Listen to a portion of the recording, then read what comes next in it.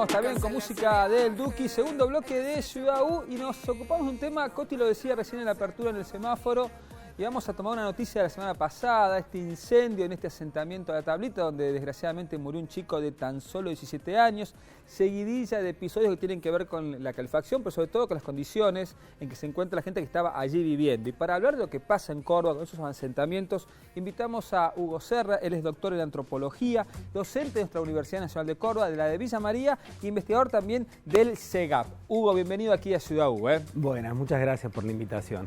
Bueno, Hugo, decíamos, el tema de la Tablita, que se conoció así, tomó notoriedad este asentamiento, pues se encuentra muy cerca del centro de la ciudad de Córdoba también, había muchas familias, murió este chico, pero ¿qué nos está diciendo, además de la noticia, el titular, qué nos está diciendo ese asentamiento, qué nos está diciendo de Córdoba esto? Bueno, desgraciadamente cuando suceden estos eventos así tan dañinos, tan trágicos, salen a la luz por breve tiempo las condiciones estructurales en las cuales estamos sumidos en la provincia, pero particularmente en la ciudad de Córdoba, que están signadas ya por un largo tiempo de desigualdades muy pronunciadas, pero también de pobreza muy pronunciada, ¿no? Entonces, cuando suceden estas cosas, captan la atención pública.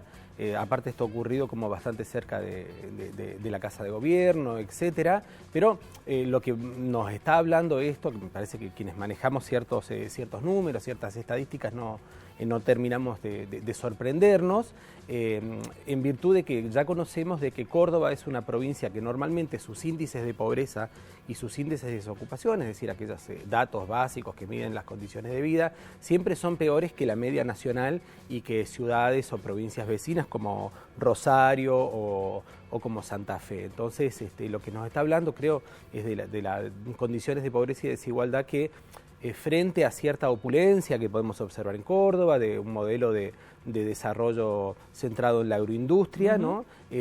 Pese a todo eso, los índices de pobreza y los índices de desocupación siguen a la par de los nacionales, pero sobre todo siempre los están superando. Entonces hay cosas que debemos preguntarnos y explicarnos. Si tenemos que actualizarlos, ¿cuáles son los índices de Córdoba? Ya que estamos hablando de pobreza, ¿no? ¿Y cómo se mide la pobreza en Córdoba, Hugo? Bueno, en general la pobreza se mide de dos maneras. Nosotros seguimos una que tiene que ver con necesidades básicas y otra que tiene que ver con línea de pobreza. La línea de pobreza es la más habitual que vas a ver, que es vos construís una canasta de bienes, en la cual hay una canasta que incluye, en teoría, habitación, ropa y alimentos, y comparás contra los ingresos de las poblaciones y de los hogares. Los hogares y las personas que no llegan a adquirir esa canasta son pobres, y quienes no llegan a adquirir solo el componente alimentario por sus ingresos son los llamados indigentes. También hay otra medida muy interesante. Los datos de la pobreza normalmente no nos dicen nada por sí solos. O sea, nos dicen, pero no nos dicen mucho. Los de la desigualdad, vos tenés que pensar cuánto gana el decil que menos gana contra el que más gana. ¿El decil vendría el sector? El 10% que menos gana contra el 10% que más gana. Ah, así es la desigualdad, así se compara, ¿no? Es una de las maneras de ver la desigualdad, ¿no? En la Argentina es más o menos más de 20 veces.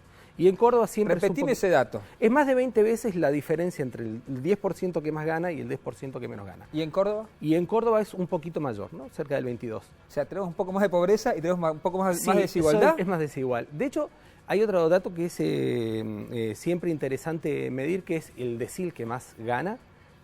No tengo el dato ahora, pero ¿quién te gana del 1% que más gana contra el 9% que menos gana de ese decil? La diferencia es incluso a veces mayor que entre los deciles. Pero más allá de eso, el dato para mí importante es cómo la pobreza en Córdoba siempre evoluciona de manera peor que en el conjunto nacional y peor que la ciudad de Santa Fe, por ejemplo, ¿no? Si vos tomás el periodo que va entre 2019 y 2020, sí. Córdoba aumentó un 3% la pobreza y un 2% la desigualdad, mientras en el total país solo aumentó el 2%.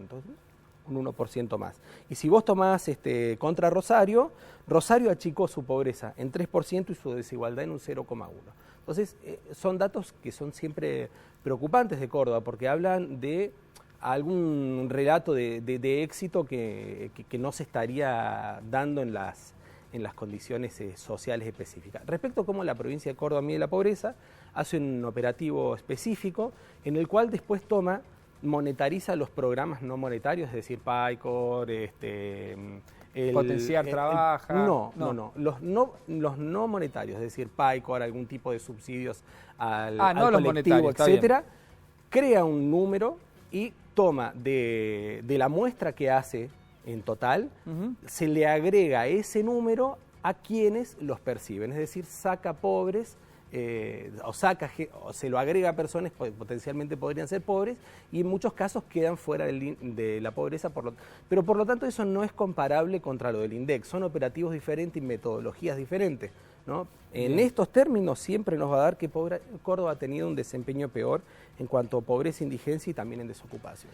Nos queda poquito tiempo, vamos a volver con más temas que ustedes van trabajando, pero ¿qué conclusión podemos sacar entonces en base a estos datos que nos decís vos, lo que pasa con la desigualdad, la pobreza y la tablita como emergente de todo esto? Mirá, creo que hay mucho que podemos explicar a partir de las políticas locales. Nosotros siempre tenemos como esta idea de que la coyuntura nacional explica todo, pero también las políticas locales, más allá de los programas sociales particulares, pueden explicar esta diferencia de Córdoba con el desempeño del resto del país. ¿Qué está pasando con este modelo de desarrollo que tenemos en Córdoba, muy centrado en la renta urbana y muy centrado en la renta de origen agropecuaria, que no está distribuyendo de la manera que nosotros suponemos que distribuye o está distribuyendo de manera bastante despareja? Muchas gracias, Hugo. ¿La seguimos en una próxima? Sí, la seguimos en una próxima. Muchas gracias a ustedes por la invitación. Gracias.